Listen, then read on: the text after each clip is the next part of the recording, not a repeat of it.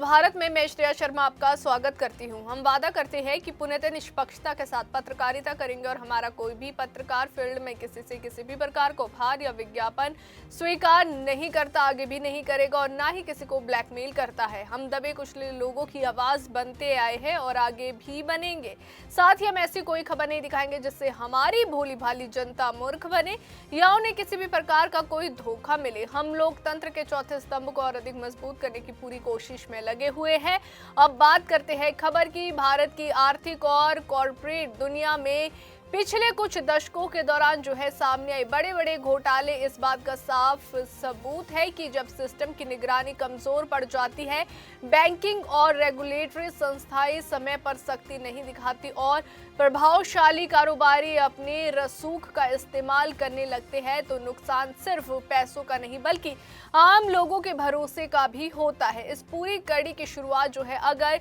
DHFL यानी दीवान housing finance limited से करे तो ये कहानी 1940 के दशक में बनी एक भरोसेमंद हाउसिंग फाइनेंस कंपनी से जुड़ी होकर हजारों करोड़ के घोटाले तक पहुंचती रही। वहीं आपको बता दें, जहां कपिल वधावन और धीरज वधावन ने बैंकों से लिए गए लोन को मिडिल क्लास हाउसिंग प्रोजेक्ट्स में लगाने के बजाय शेल कंपनियों, फर्जी डायरेक्टर्स और कागजी संस्थाओं के जरिए इधर उधर घुमा दिया और जब सच सामने आया तो कंपनी पर करीब 34,000 करोड़ रुपए की देनदारी निकलकर सामने आई। इसके बाद नीरव मोदी और पंजाब नेशनल बैंक का घोटाला सामने आया जिसने पूरे देश को हिला दिया, क्योंकि यहाँ बिना किसी कोलेटरल और उचित मंजूरी के जो है लेटर्स ऑफ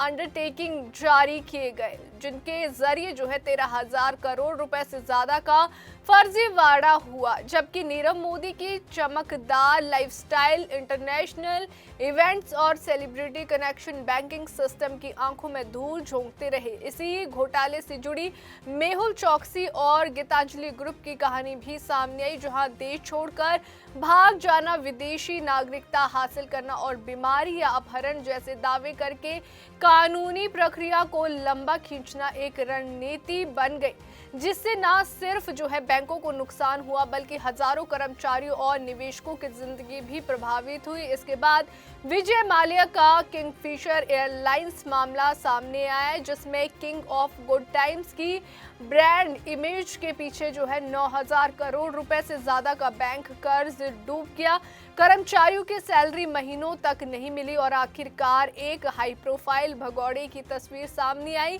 जिसने ये दिखाया कि सिर्फ नाम, शोहरत और ग्लैमर के दम पर जो है बैंक किस तरह जोखिम भरे फैसले ले लेते हैं। फार्मा सेक्टर में नितिन और चेतन सांडेसरा की जो है स्टर्लिंग बायोटेक ने जो है वो भी बैंकों को एक्सपोर्ट और विस्तार के नाम पर गुमराह किया, जहां करीब 3,000 करोड़ रुपए से ज्यादा का लोन शेल कंपनियों और निजी खातों में चला गया और कंपनी के प्रमोटर देश छोड़कर फरार हो गए। डायमंड इंडस्ट्री में जतिन मेहता और विंसम डायमंड्स का केस सामने आया, जिसने ये उजागर किया कि अंतर्राष्ट्रीय व्यापार, लेटर ऑफ क्रेडिट्स और एक्सपोर्ट डॉक्यूमेंट्स का गलत इस्तेमाल करके हजारों करोड़ रुपए का फर्जीवाड़ा किया जा सकता है और रिकवरी को सालों तक जो है कानूनी दांवपेच में फंसाया जा सकता है। खेल और मनोरंजन की दुनिया भी इससे अछूती नहीं रही, जहां ललित मोदी और IPL से जुड़ी वित्तीय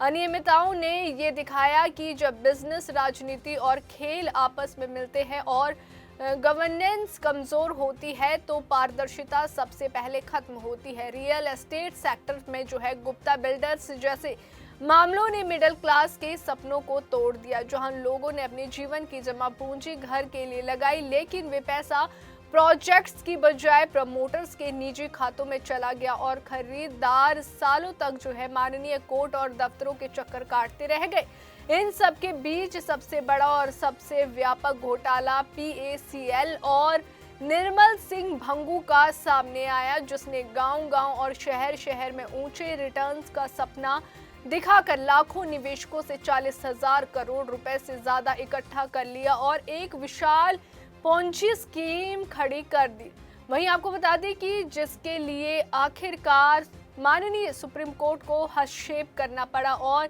जस्टिस कमेटी जो है वे बनाई गई। वहीं आपको बता दें कि इन सभी घोटालों की कहानियों का सार जो है यही है कि जब banking approvals, international audits, regulatory निगरानी और राजनीतिक निष्पक्षता कमजोर होती है, तब बड़े नाम और बड़ी कंपनियां सिस्टम के छेदों का फायदा उठाकर आम आदमी की मेहनत की कमाई को निगल जाते हैं और बाद में लंबी कानूनी लड़ाई या अंतर्राष्ट्रीय अपीलें और अधूरी रिकवरी ये साबित करती है कि अगर समय रहते सख्त निगरानी और मजबूत सुधार लागू न किए जाए तो अगला बड़ा घोटाला सिर्फ वक्त का इंतजार करता है। अभी के लिए फिलहाल इतना ही। देश और दुनिया की ताजा खबरें जानने के लिए देखते रहिए day to day news Bharat और हमारे चैनल को लाइक, सब्सक्राइब और शेयर करना ना भूलें।